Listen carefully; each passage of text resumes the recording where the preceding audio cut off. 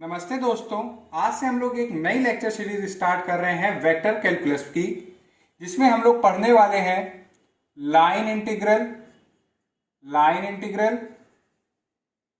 Surface integral, volume integral, और हम लोग पढ़ेंगे ग्रीन्स थ्योरम पढ़ेंगे इसमें हम लोग, और गॉस डाइवर्जेंस थ्योरम और स्ट्रोक्स थ्योरम। बेसिकली बच्चों हम लोग इस लेक्चर सीरीज को इस वे में पढ़ेंगे कि अगर आप गेट की तैयारी कर रहे हो या आप आईआईटी जैम की तैयारी कर रहे हो या आप बीएससी में हो या आप एमएससी में हो, आप कहीं पे भी अगर आप वेक्टर कैलकुलस पढ़ रहे हैं तो हम लोग इस वे में पढ़ेंगे कि कभी भी आपको किसी भी फील्ड में अगर आप हो और आपको इसका कोई प्रॉब्लम मिले तो आप उसको इजीली कर पाए। तो आज हम लोग सबसे पहले स्टार्ट करने वाले हैं लाइन इंटीग्रल से। तो हम लोगों का आज का वेक्टर कैलकुलस का जो सबसे पहला टॉपिक रहेगा बच्चों, वो है हमारा लाइन इंटीग्रल।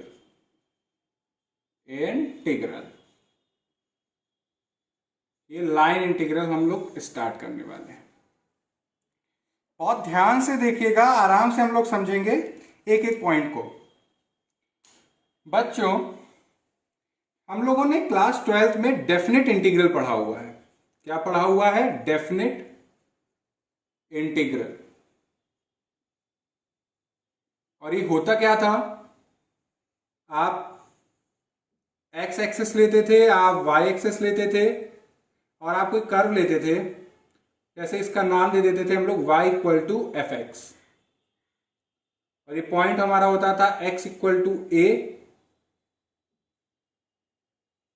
और एक पॉइंट होता था b। तो अगर हम लोग इंटीग्रेट करते थे तो हम लोग कहां मूव करते थे? Along X axis. मतलब कैसे करते थे? हम लोग एक पतली सी स्ट्रिप बनाते थे, बहुत पतली सी, जिसका नाम दे देते थे dx, और ये हमारी स्ट्रिप मूव करती थी इनिशियल पॉइंट ए से और चलते चलते कहां तक जाती थी? जो एंडिंग पॉइंट बी है वहां तक हमारा जाती थी। इस कर्व का नाम क्या है? y equal to F X. तो क्या करता था डेफिनेट इंटीग्रल में? हम लोग क्या करते थे? पॉइंट ए से पॉइंट बी तक जाते थे और अपने फंक्शन को इंटीग्रेट करते थे अलोंग एक्स एक्सिस। मतलब कहां पे हम लोग इंटीग्रेट करते थे? Along x axis. या तो आप ऐसे कर सकते थे कि आपका फंक्शन अगर कुछ इस फॉर्म में हो, x equal to G Y, तो आप पतली स्ट्रिप कहां पे लेते थे? यहां पे छोटी सी पतली स्ट्रिप लेते थे हॉरिजॉन्टल में, इसको कहते थे डी वाई। और ये कहां से स्टार्ट होती थी? इनिशियल पॉइंट ए से, और कहां तक इसको ले जाते थे इस पतली सी स्ट्रिप को? जैसे एक रूलर होता है, उसमें जो स्लाइडर होता है, उसी हिसाब से क्या करता था? स्लाइड करता था हमारा डी वाई। कहां से कहां तक? ए से बी तक। तो इसको अगर हम लोग कैसे डिफाइन करते थे तो ये करते थे ए से बी जी वाई डी वाई। मीन्स होता क्या था कि जब ये हमारा छोटा सा dx पॉइंट ए से स्टार्ट होता था चलना और पॉइंट बी तक आता था, तो एक कवर करता था एरिया किसके बीच में? कर्व और एक्स एक्सिस के बीच में। यहां पे क्या करते थे कि जब हॉरिजॉन्टल स्ट्रिप लेते थे तो ये कवर करता था, एरिया बताता था जो हमारे इस कर्व जी वाई और जो हमारी वाई एक्सेस है उसके बीच में जो एरिया आता था उसको। तो ये लाइन इंटीग्रल क्या करता है? तो ये तो हमारे दोनों केसेस किस में आते थे? डेफिनेट इंटीग्रल में।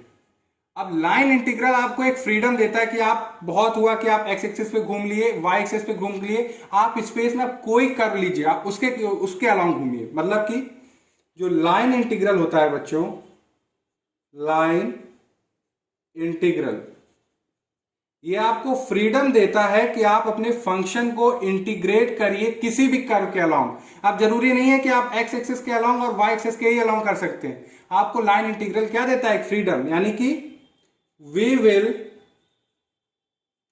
Integrate given function function along curve, आप कोई भी कर्व सी लेंगे स्पेस में, इन स्पेस, आप उसके अलाउंग अपने फंक्शन को इंटीग्रेट कर लेंगे। डेफिनेट इंटीग्रल की एक लिमिटेशन थी कि आप या तो एक्स एक्सिस पे चलिए या तो आप वाई एक्सिस पे चलिए, बट लाइन इंटीग्रल आपको इन सब चीजों से फ्री करता है। मीन्स कि अगर आप बनाएं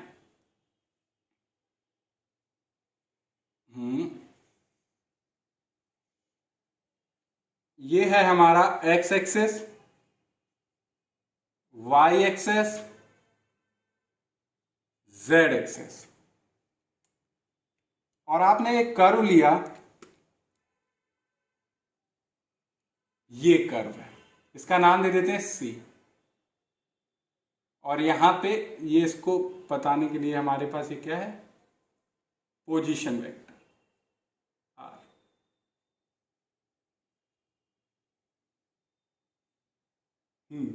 और ये इनिशियल पॉइंट को हम दे देते हैं नाम ए, और ये इस पॉइंट को नाम दे देते हैं बी। तो अब हमारा जो फंक्शन है वो ना एक्स एक्सिस पे चलेगा ना वाई एक्सिस पे चलेगा, वो कोई भी कर्व आप स्पेस में ले आए अब वो उसके अलावा चल सकता है। और ये हमें कहां से मिलेगा सीखने को, लाइन इंटीग्रल से। मीन्स कि अगर आप अपने कर्व को पैरामेट्रिक इक्वेशन फॉर्म में रिप्रेजेंट करें, दी पैरामेट्रिक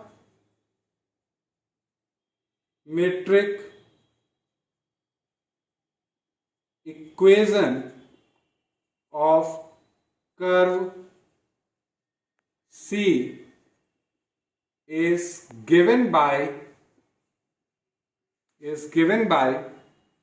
आप पैरामेट्रिक फॉर्म में अगर अपने कर्व C को अगर आप लिखेंगे तो कुछ इस फॉर्म का होगा, एक्स टी आई मतलब एक्स कंपोनेंट, वाई टी जे मीन्स जे कंपोनेंट के मतलब वाई एक्सिस के अलाउंग, प्लस जेड टी के मीन्स कि जेड एक्सिस के कंपोनेंट के अलाउंग।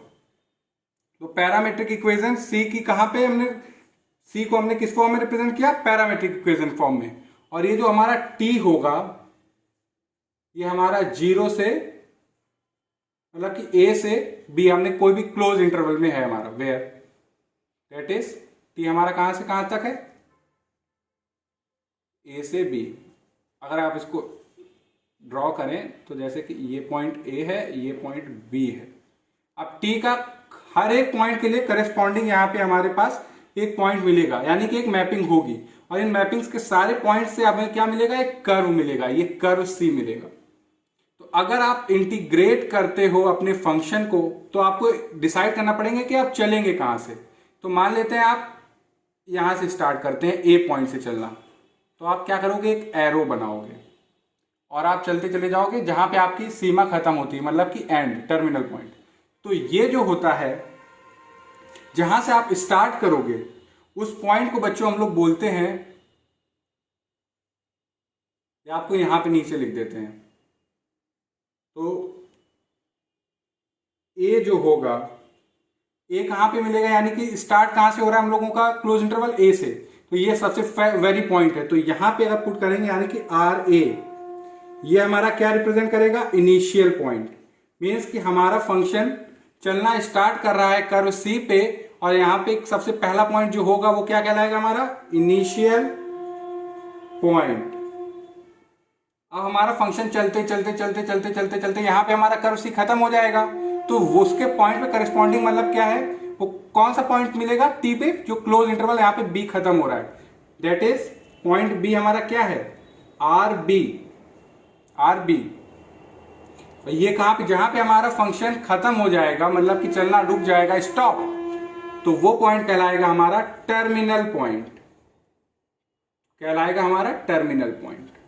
मीन्स कि अब वो दिन चलेगा जब हम लोग एक्स एक्सिस और वाई एक्सिस के अलोंग ही इंटीग्रेट कर पाते थे। लाइन इंटीग्रल के हिसाब से अब हम लोग इंटीग्रेट करेंगे अलोंग अ कर्व सी, कोई भी कर्व स्पेस में होगा। और जब आप इंटीग्रेट करोगे कर्व सी के अलोंग, तो सी को हम लोग क्या कर रहे हैं, सी हमारा एक क्या है, एक पाथ है, और क्या कर रहे हैं, इंटीग्रेट। तो सी इज कॉल्ड, सी को हम लोग बोलते हैं बच्चों पाथ ऑफ इंटीग्रेशन। क्या बोलते हैं बच्चों? जैसा नाम जैसा काम वैसा नाम, पाथ ऑफ इंटीग्रेशन। ये हमें रास्ता ही तो दे रहा है हमारे फंक्शन को कि आप इसके अलॉन्ग चलते जाइए और आपको क्या मिलेगा? इंटीग्रेट की वैल्यू। तो ये जो पाथ होगा इसको बोलेंगे पाथ ऑफ इंटीग्रेशन, क्योंकि इसके अलॉन्ग हम लोग इंटीग्रेट कर रहे हैं। अब एक टर्म है, इसको क्लियर कर लेते हैं हम लोग कि ये स्मूथ कर्व क्या होते हैं। स्मूथ कर्व, स्मूथ कर्व किसको कहते हैं? जैसे आप लोग देखते हैं कि रोड, स्मूथ रोड होगी मतलब कि कोई उसमें पैचेस नहीं होंगे, कोई गड्ढे नहीं होंगे, बहुत स्मूथ रोड होगी। वैसे कर्व को भी अगर आप देखें तो अ कर्व मान लेते हैं सी है, सी, इसको आप स्मूथ कर्व कहोगे, is set to be smooth curve. इसको आप स्मूथ कर्व कहोगे इफ इट हैज, अगर उस कर्व के हर एक पॉइंट के अबाउट आपको एक यूनिक टेंजेंट मिले। मीन्स कि if it has unique tangent at each of its point,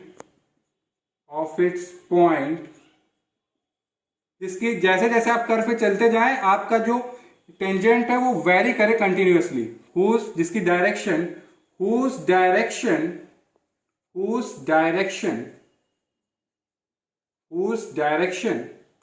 varies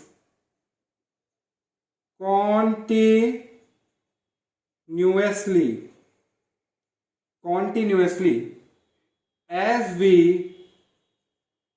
we move along curve। मतलब कि कर्व सी, कोई भी कर्व हमारा स्मूथ कर्व तब कहलाएगा अगर उसके हर एक पॉइंट पे आपको क्या मिले? एक यूनिक टेंजेंट। और जैसे जैसे आप उस कर्व पे चलते जाएं आपको हर जो डायरेक्शन है टेंजेंट की वो कंटिन्यूअसली वेरी करती जाए। इसका एग्जांपल अगर आप देखें तो आप इसको ब्लू से आप दिखाते हैं कि जो हमारा सर्कल होता है,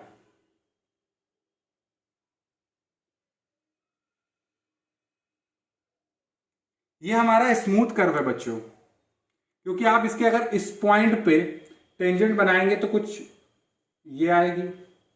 अगर आप इस पॉइंट पे अगर आप टेंजेंट बनाएंगे तो कुछ ये आएगी। अगर आप इस पॉइंट पे अगर आप टेंजेंट ड्रॉ करेंगे तो कुछ ये आएगी। अगर आप इस पॉइंट पे टेंजेंट ड्रॉ करेंगे तो एक ये ऐसी आएगी। मतलब कि हर एक पॉइंट पे आपको क्या मिल रही है? यूनिक टेंजेंट मिल रही है। और जैसे जैसे आप कर्व पे चलते जाएंगे उस टेंजेंट की डायरेक्शन भी चेंज होती जाएगी। इस पॉइंट पे अगर आप हैं तो ये पॉइंट पे अगर आप हैं तो टेंजेंट ऐसी, यहां पे हैं तो आपकी टेंजेंट की डायरेक्शन कुछ ऐसी, यहां पे हैं तो टेंजेंट की डायरेक्शन आपकी ऐसी। थोड़ा सा परफेक्ट नहीं बन रहा हो, बट आई होप आप मेरी फीलिंग समझ रहे होंगे कि हम क्या कह रहे हैं। कि वो कर्व हमारा स्मूथ कर्व कहलाएगा जिसके हर एक पॉइंट पे आपका एक यूनिक टेंजेंट एग्जिस्ट करे। अगर आप देखें तो आप सर्कल एक परफेक्ट एग्जांपल है स्मूथ कर्व का, क्योंकि आप इसके हर एक पॉइंट पे देख सकते हैं एक यूनिक टेंजेंट मिलेगी। और आप जैसे जैसे इस कर्व पे चलते जाएंगे आपको उसकी टेंजेंट की डायरेक्शन लगातार वेरी करती जाएगी, from this from this from this from this from this, ऐसे लगातार। जैसे कि आप यहां पे हैं तो ऐसे, मतलब कि हर एक पॉइंट पे आपको यूनिक टेंजेंट मिलने वाली है। तो इसका एग्जांपल लिख देते हैं, circle is a smooth curve. मतलब कि ये टर्म्स आपको क्लियर होने चाहिए, बेसिक टर्म्स है कि अगर आपसे कोई कहे स्मूथ कर्व क्या है तो आप कह सकते हैं कि वो कर्व जिसके हर एक पॉइंट पे आपको यूनिक टेंजेंट मिले, जिसकी डायरेक्शन लगातार कंटिन्यूअसली वेरी करे जैसे आप उस कर्व पे चलते जाए। अब जैसे अगर इसको आप देखें, अगर हम इसकी एक और डेफिनेशन बताएं, बहुत ही छोटी सी है, piecewise smooth curve. Smooth curve नाम से ही पता चल रहा है कि क्या कह रहे हैं कि हमारा पीस वाइज स्मूथ कर्व क्या होता है। मीन्स कि अ कर्व, कोई भी कर्व हमारा इज कॉल्ड कर्व मान लेते हैं, उसको हम सी बोल देते हैं। A curve C is called piecewise. किसी भी कर्व को आप पीस वाइज स्मूथ बोल रहे हैं तो इसका मतलब क्या होता है, पीस वाइज स्मूथ। अगर उस कर्व में छोटे छोटे क्या हो, स्मूथ कर्व्स हो, मीन्स कि अगर आप देखें इसको, जैसे ये कर्व है हमारा, ये इनिशियल पॉइंट है हमारा ए, और ये टर्मिनल पॉइंट है बी। ये हमारा क्या है, कि स्मूथ कर्व है। अगर ये स्मूथ कर्व छोटे छोटे और स्मूथ कर्व कंटेन कर ले, मतलब कि ये पॉइंट ए है और ये पॉइंट कुछ हमारा बी है, तो पीस वाइज स्मूथ कर्व मतलब कि छोटे छोटे स्मूथ कर्व से जो बना हो कर्व, उसको बोलते हैं हम लोग पीस वाइज स्मूथ कर्व। जैसे कि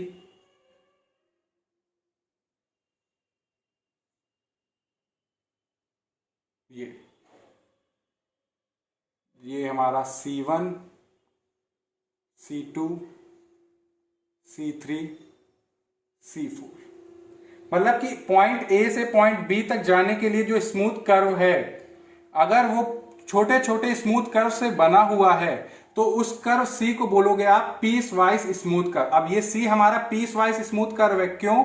क्योंकि ये किससे बना है, छोटे छोटे स्मूथ कर्व से। तो यही इसकी डेफिनेशन है कि a curve C is called piecewise smooth if it consist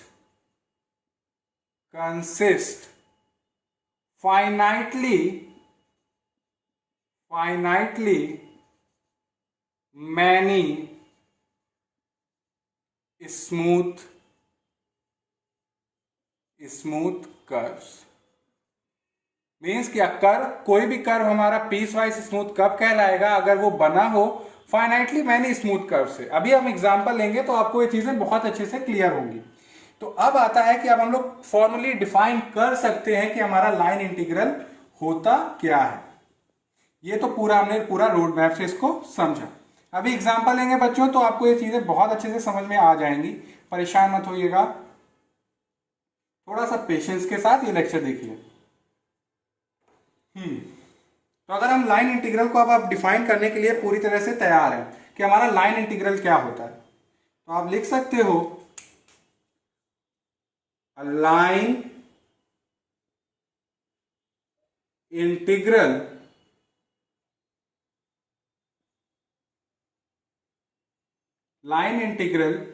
किसका आप करोगे, फंक्शन तो लेना पड़ेगा। तो फंक्शन हम लोग लेंगे कॉन्टिन्यूअस वेक्टर फंक्शन। तो अ लाइन इंटीग्रल ऑफ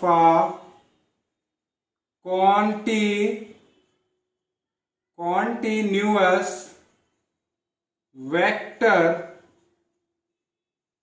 इसको भी हम सोच रहे हैं रब कर दें,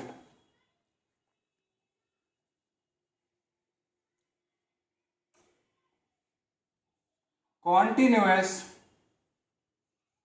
वेक्टर फंक्शन। मान लीजिए हमने कैपिटल एफ लिया। कॉन्टिन्यूअस वेक्टर फंक्शन क्या होता है, मीन्स कि अगर आप देखें, ये हमारा एक्स एक्सेस है, ये हमने रेड से दिखाया, ये हमारा वाई एक्सेस है, और ग्रे से हमने दिखाया ये जेड एक्सेस है। तो एक हमारा ये क्या है, स्पेस। तो इसमें अगर कोई फंक्शन है जिसका मैग्नीट्यूड के साथ साथ क्या हो, डायरेक्शन, तो वो हमारा कहलाता है वेक्टर फंक्शन। तो अगर आप इसको देखें तो हमारे पास एक कैसा है, कॉन्टिन्यूअस वेक्टर फंक्शन, मीन्स जिसके पास मैग्नीट्यूड भी है और डायरेक्शन भी है।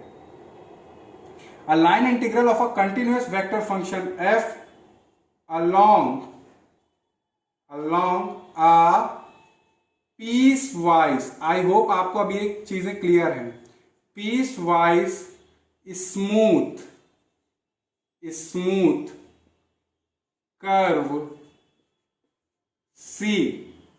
piecewise स्मूथ कर्व हमने देखा कि स्मूथ कर्व क्या होता है, कि जिसके हर एक पॉइंट पे आपको यूनिक टेंजेंट मिले। पीस वाइज स्मूथ कर्व मतलब कि वो कर्व जो छोटे छोटे स्मूथ कर्व से जोड़ के बना हो, वो कहलाता है हमारा पीस वाइज स्मूथ कर्व। तो कोई line integral of a continuous vector function along a piecewise smooth curve C, उसको आप कैसे लिख सकते हो, इज डिफाइंड एज इंटीग्रेशन, कहां पे कर रहे हो, पाथ कर्व है हमारे पास, उसको लिखिए सी, आपका वेक्टर फंक्शन एफ और आपका डी आर, और आप क्या कर दीजिए, डॉट प्रोडक्ट, क्या कर दीजिएगा बच्चों, डॉट प्रोडक्ट, डॉट प्रोडक्ट। तो ये हमारा होता है लाइन इंटीग्रल। लाइन इंटीग्रल हमारा क्या है कि आपका जो वेक्टर पॉइंट फंक्शन है उसका डॉट प्रोडक्ट कर दीजिएगा डी आर से। डी आर बच्चों हमारा क्या है, देखिए, सिंस आर आपका क्या है, पोजीशन वेक्टर, मीन्स एक्स आई प्लस वाई जे प्लस जेड के, सच डेट अगर आप डिफ्रेंशिएट करें पोजीशन वेक्टर को तो डी आर आपका क्या आएगा, D X I D Y J D Z K. इसको थोड़ा सा छोटा लिखना पड़ेगा, D X I D Y J D Z K, means कि हमारा आर हमारा पोजीशन वेक्टर है, उसका डिफरेंशिएट करेंगे तो आएगा D X I D Y J D Z K, means कि मैग्नीट्यूड प्लस डायरेक्शन। और एफ भी हमारा क्या है, एक वेक्टर फंक्शन है भाई, एंड एफ हमारा एक वेक्टर फंक्शन है, मतलब कि फंक्शन जिसका आपके पास मैग्नीट्यूड के साथ डायरेक्शन प्रेजेंट है। तो आप उसको लिख सकते हो, डिफाइन कर सकते हो ऐसे, F1 आई F2 जे F3 के। तो आपका जो ये लाइन इंटीग्रल होता है function F dot D are, ये बेसिकली कुछ नहीं, बस आपको जो आपका वेक्टर पॉइंट फंक्शन है उसको आप लिखिए F1 आई F2 जे प्लस F3 के और डॉट कर दीजिएगा जो आपका पोजीशन वेक्टर का डिफरेंशिएशन है डी आर। अब इसको विजुलाइज भी करेंगे बच्चों, टेंशन मत लीजिए, D X I D Y J D Z K, और आप डॉट प्रोडक्ट जानते हैं, डॉट प्रोडक्ट में जो कंपोनेंट होते हैं वही मल्टीप्लाई होते हैं, मतलब कि आई आई के कंपोनेंट में मल्टीप्लाई होते हैं, जे जे के अपने कंपोनेंट में मल्टीप्लाई होते हैं और के अपने, मतलब तो यहाँ पे आई कंपोनेंट क्या है हमारा F1, यहाँ पे dx, तो ये हो जाएगा इंटीग्रेशन अलोंग सी F1 dx जे जे, मतलब कि F2 dy, और ये हमारा हो जाएगा F3 dz। तो ये आता है हमारा लाइन इंटीग्रल होता है बच्चों। आई होप कि आपको ये क्लियर होगा। अब अगर इसको विजुलाइज करें तो ये भी हमारा एरिया ही बताता है, ये भी बच्चों हमारा क्या बताता है, एरिया। कैसे, अगर आप देखें इसको ध्यान से,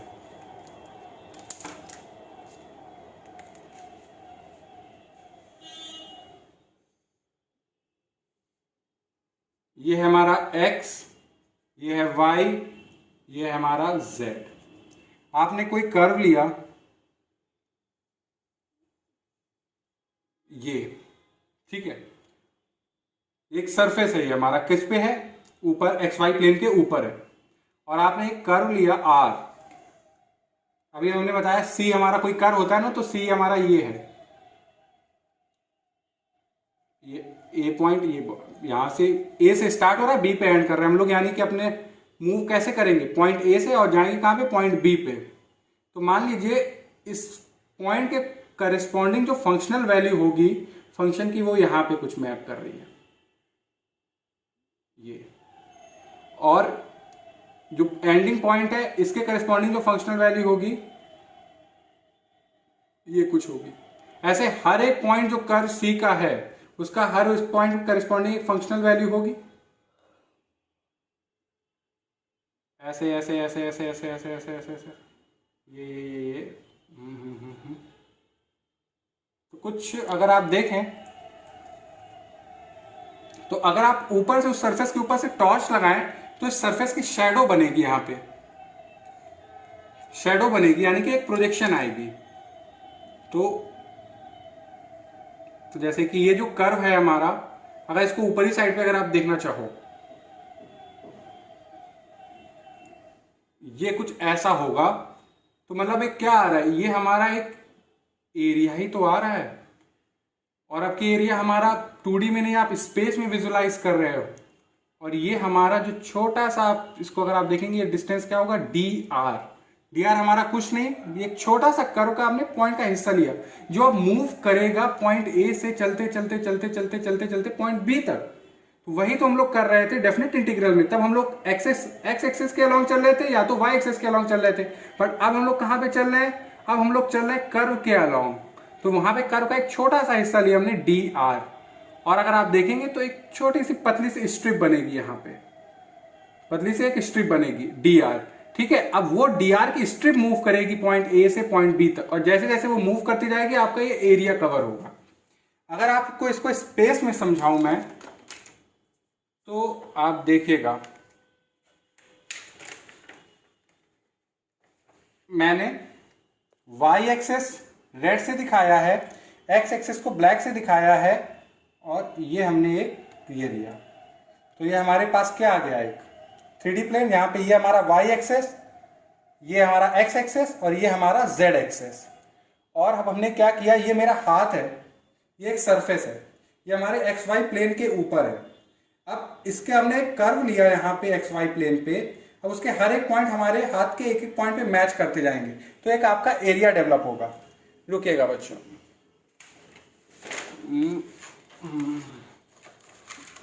जैसे कि हमने एक कर्व लिया, ये एक कर्व है हमारा,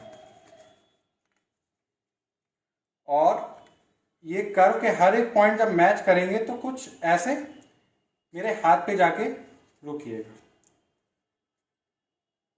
ये हमारा हाथ है, एक सरफेस है। अब एक कर्व हमने लिया एक्स वाई प्लेन पे, तो उसके हर एक पॉइंट मैच करेंगे, उसके करस्पॉन्डिंग मेरे हैंड पे एक फंक्शनल वैल्यू होगी। तो जितना जो भी हमारा कर्व का पाथ होगा, जैसे यहाँ से स्टार्ट होगा और वहां तक जाएगा, तो हमने क्या किया, सारी लाइंस ड्रॉ करी। तो आप ये देखेंगे सरफेस के ऊपर एक हमारा एरिया येलो कलर से डेवलप हुआ है, ये। तो यही एरिया हमारा लाइन इंटीग्रल है। तो लाइन इंटीग्रल भी हमारा कुछ नहीं, बेसिकली एक एरिया ही है। आई होप आपको विजुलाइज हुआ होगा कि आपके पास अगर ये ये अगर आपके पास y एक्सेस है, ये आपके पास x एक्सेस है, ये z एक्सेस है, और हैंड मेरा एक सरफेस है, और एक्स वाई पे हमने कोई एक कर्व लिया, ये कर्व लिया हमने, तो उसके करस्पॉन्डिंग फंक्शनल वैल्यूज हमने प्लॉट करने लगी, तो एक हमको एक एरिया मिलेगा जो इस फॉर्म में होगा, मतलब ऐसे। तो वही एरिया हमने यहाँ पे शो किया है डॉटेड लाइन से, ब्लैक डॉटेड लाइन से। तो लाइन इंटीग्रल भी हमारा एरिया बताता है, बट अब हम लोग के पास फ्रीडम है कि हम लोग कर्व के अलोंग मूव कर सकते हैं आराम से। और लाइन इंटीग्रल आपका एक चीज और भी बताता है, वो क्या, आप जानते हो फिजिक्स में आप लोगों ने पढ़ा होगा कि वर्क हमारा क्या होता है, force into displacement. Displacement means कि अगर आपके पास कोई ब्लॉक है, मतलब कि एक ब्लॉक है, ये ब्लॉक, आप इस पे, और आप पॉइंट ए पे हो और आपको पॉइंट बी पे जाना है, तो आप धक्का लगाओगे, फोर्स लगाओगे। तो जो फोर्स, मान लीजिए आपने कैपिटल एफ फोर्स लगाई इस पे, और इस फोर्स को लगाया, तो आपका ये जो ब्लॉक है, ये पॉइंट ए से उठ के कहां पे पहुंच गया, पॉइंट बी पे, पॉइंट बी पे पहुंच गया। तो हमारा जो वर्क डन क्या होता है, फोर्स इनटू डिस्प्लेसमेंट। तो अगर आप देखें कि द टोटल वर्क, मान लीजिए कैपिटल डब्ल्यू से, done by the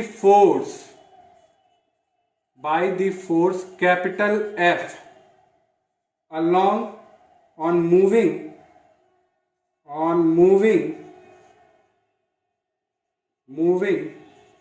along the curve C, the work done by the force on moving along the curve C from A to B is given by line integral। किसके द्वारा आप देख सकते हो, line integral भी तो हमारा यही काम करता है। मतलब कि जो वर्क होता है वो क्या होता है, जब आप इस पार्टिकल पे फोर्स लगाओगे तभी पार्टिकल अपना हिलना स्टार्ट होगा, यहां से चल के यहां पे जाएगा। तो मतलब आपने एक पाथ लिया सी पाथ के अलॉन्ग चल रहा है, तो आप क्या कर रहे हो, तो अगर इस वर्क को आपको कैलकुलेट करना है तो आपको कुछ नहीं करना है, जो आपका जो फंक्शन यानी कि जो फोर्स है उसका आप डॉट प्रोडक्ट कर दीजिए पोजीशन वेक्टर के डिफरेंशिएशन है ना डी आर से, और जो पाथ है वो लिख दीजिए मेंशन जो पाथ सी है। तो ये हमारा क्या होता है, डब्ल्यू। मतलब कि लाइन इंटीग्रल हमारा बताता है कि कितना वर्क किया हमारी फोर्स ने किसी पार्टिकल को किसी एक पॉइंट से दूसरे पॉइंट पे ले जाने में। मीन्स की the total work done by the force on moving लिख देते particle, on moving a particle along the curve C from A to B is given by line integral। तो ये बेसिकली पूरी थ्योरी से हम लोगों ने विजुलाइज किया कि हमारा लाइन इंटीग्रल होता क्या है। अब एक एग्जांपल लेंगे तो आपको ये चीजें पूरी क्लियर हो जाएगी, जो भी हमने अभी आपको बताया। तो मैं बोर्ड रब करके वो आपको एग्जांपल कराता हूं। तो बच्चों अब हम लोग एक एग्जांपल से जो भी हम लोगों ने अभी तक पढ़ा उसका यूज करके इस लाइन इंटीग्रल को सॉल्व करेंगे। तो क्या कह रहे हैं कि evaluate F dot D are, पहले से बता दिया कि ये इस फॉर्म में है, तो मतलब ये हमारा क्या है, लाइन इंटीग्रल। और कर्व क्या है, Y square equal to 4x in the X Y plane from 0,0 to 4,4। और हमारे पास जो फंक्शन है वेक्टर पॉइंट फंक्शन, अगर आप देखें तो ये हमारा इसके पास मैग्नीट्यूड के साथ क्या है, डायरेक्शन भी। और ये क्या है, x square Y square i plus Y जे। तो यानी कि जे कंपोनेंट है, मतलब कि अलोंग वाई एक्सेस और अलोंग एक्स एक्सेस। तो इसको कैसे सॉल्व करेंगे, अब ये देखिए सॉल्यूशन। सबसे पहले काम करिए, जब भी आपको लाइन इंटीग्रल दिया जाए दिमाग में एक टारगेट होना चाहिए, एम, कि दो वेरिएबल हैं, कोशिश करिए आप इसको वन वेरिएबल में लाने की। मेक इनटू वन वेरिएबल, ये टारगेट होना चाहिए सब दिमाग में। यही चीज आपके दिमाग में रहनी चाहिए कि या तो पूरा पूरा एक्स में हो जाओ या तो पूरा पूरा वाई में आ जाओ, बीच में नहीं काम करो। ठीक है, तो सबसे पहले integration along C F dot D R के ऊपर जरा बात करते हैं हम लोग। फंक्शन को लिखिए आप अपने, एफ हमारा क्या है, x square Y square i plus Y j dot product है बच्चों। और आपको बताया डी आर हमारा क्या होता है, D X I D Y J D Z K, क्योंकि आर हमारा क्या होता है, पोजीशन वेक्टर, उसका हमने डिफरेंशिएशन किया। फिर से बताया डॉट प्रोडक्ट में जो आई आई के कंपोनेंट है वो मल्टीप्लाई होंगे। इंटीग्रेशन अलोंग सी, ये हो जाएगा X square Y square D X square Y square, ये डी एक्स, यहां पे Y plus Y, J component है यहाँ पे वाई, यहाँ पे जे कंपोनेंट है डी वाई, तो वाई डी वाई। और यहाँ पे कोई के कंपोनेंट है नहीं इसलिए यहाँ पे जीरो आएगा। तो ये हमारे पास आ गया, एक स्केलर फॉर्म में आ गया। अब हमारे पास सी क्या है, इसको प्लेन में बनाइए, मतलब कि एक्स वाई प्लेन कहा गया है आपसे, चलिए एक्स वाई प्लेन बनाते हैं हम लोग। अब z का तो यहाँ पे कोई काम नहीं है इसलिए हम लोग z को नहीं बना रहे हैं। तो ये x है, ये y है। अगर आप ध्यान से देखें तो ये हमारा पैराबोला है। क्या है बच्चों हमारा, ये पैराबोला। हम बस इतना पार्ट बनाएंगे पैराबोला का। ये हमारा क्या है, पैराबोला। पॉइंट जरा प्लॉट करिए, 0,0। यहाँ पे शायद Y square equal to 4x है, तो यहाँ पे जो पैराबोला बनेगा उसकी ओपनिंग किस तरफ होगी, एक्स एक्सिस के लॉन्ग। तो इसको रेड एक्सिस, तो ये हमारा ये पैराबोला होगा। अगर आप पॉइंट प्लॉट करेंगे, कहां से हमारा जो कर्व सी है वो कहां से स्टार्ट हो रहा है, फ्रॉम 0,0, इस पॉइंट से जा कहां पे रहा है, 4,4। यहां मान लीजिए यहां पे 4 है, तो हमें पता चल गया कि इनिशियल पॉइंट क्या है और टर्मिनल पॉइंट कहाँ है। मतलब कि हम लोग स्टार्ट कहां से करेंगे, हम लोगों की गाड़ी स्टार्ट होगी 0,0 से, तो एरो बनाएंगे आप यहाँ से कि जहाँ से स्टार्ट हो रहा है वहाँ से, और जहाँ जाना है वहाँ की तरफ आपका ये होना चाहिए। तो हम लोगों को पाथ मिल गया, सी मिल गया। हमारा सी क्या है? ये हमारा सी है। तो अब अपने सी के ऊपर थोड़ा सा बात करते हैं। अभी हमने बताया कि कभी भी आपको लाइन इंटीग्रल मिले, कोशिश करेंगे कि इसको आप एक वेरिएबल में बनाए, या तो पूरा पूरा एक्स में बन जाए या तो पूरा पूरा वाई में बन जाए। तो यहां पे देखिए, नाउ हमारे पास सी क्या है? C is given by y square equal to 4x। दोनों साइड डिफ्रेंशिएट करिएगा इसको आप, तो आएगा 2y dy equal to 4dx। Means कि ये होगा हमारा y dy equal to 2dx। हमको dy और dx में एक रिलेशन मिल गया। अब देखिए, f डॉट dr निकालना है आपको। वैल्यू हमने निकाली है। अब एक काम करिए, वाई स्क्वायर की जगह आप 4x लिख सकते हैं, क्योंकि हमारे पास x और y में क्या है? रिलेशन है। तो उस रिलेशन का यूज करेंगे, तो ये x square as it is रहने दीजिए, y स्क्वायर की जगह आप रख दीजिए 4x, और ये हो जाएगा dx। ये तो पूरा x में कर लिया। यहां पे अगर आप देखें y है, इसको आपको कन्वर्ट करने की कोई जरूरत नहीं है। एक काम करते हैं, y dy as it is रखना है। ये हमारा कर्व सी है। कर्व सी हमने देख लिया, ये पार्ट है, रेड लाइन से इतना दिखाया। अब आप इसको ऐसे भी तो लिख सकते हैं, integration along C x square multiply होगा जब बच्चों ये, तो हो जाएगा ये 4x cube dx integration along C y dy। अब अगर आप देखें, ये पूरा पूरा x में है और dx है, तो आपका x वेरीज कर रहा है, x वेरीज फ्रॉम 0 to 4। तो आप जब कर्व C पे चल रहे हो तो आपका x कितना चल रहा है? आपका x हमारा 0 से 4 तक चल रहा है। तो ये 0, ये 4x क्यूब dx। सिमिलरली आप जब dy को देखें तो y हमारा वेरीज फ्रॉम, अगर आप देखें y पे चल रहे हो तो आपका y कहां से कहां तक वेरी कर रहा है? y 0 से 4 तक, जब आप कर्व C के अलॉन्ग चल रहे हो, यानी कि y वेरी फ्रॉम 0 to 4। तो ये भी हमारा 0 से 4, स्टार्टिंग कहां से कर रहे थे? 0,0 से, तो y dy।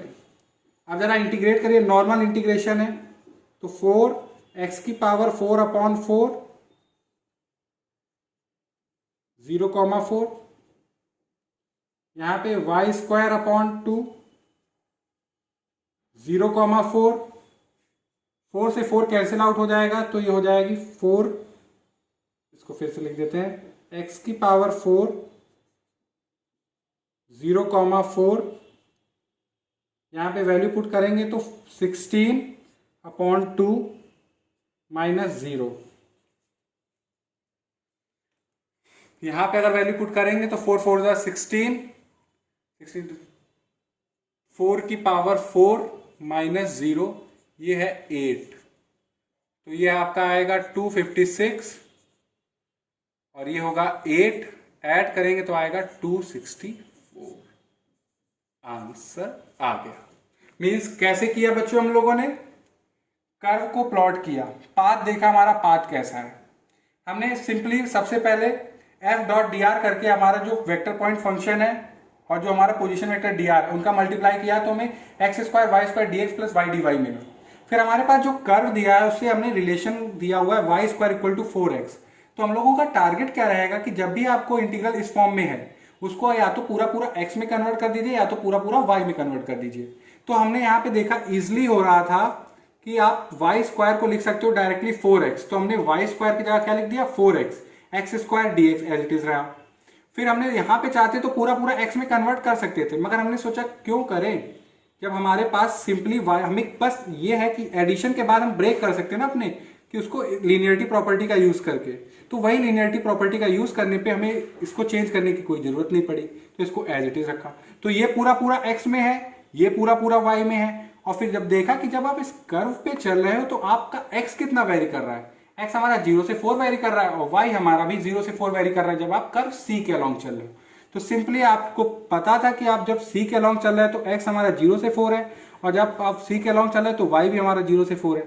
तो नॉर्मल एक डेफिनेट इंटीग्रल बन गया, और जिसको सॉल्व किया तो लाइन इंटीग्रल की, मतलब कि ये जो वैल्यू कर्व सी को आपने जब फंक्शन को इवेल्युएट किया तो इसकी वैल्यू ये आई।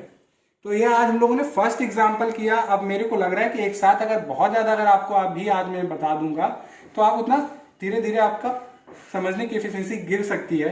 इसलिए और एग्जांपल और बहुत अच्छे से लाइन इंटीग्रल की आज ये इंट्रोडक्टरी था। नेक्स्ट लेक्चर में और भी एग्जांपल करेंगे और इस टॉपिक को बहुत अच्छे से क्लियरली समझेंगे। आई होप जो मैंने पढ़ाया वो आपको समझ में आया हो। अगर कहीं कोई डाउट हो या कोई पार्ट ना क्लियर हो तो आप कमेंट सेक्शन में लिख के बताइएगा, मैं उसका आंसर करूंगा। Thank you.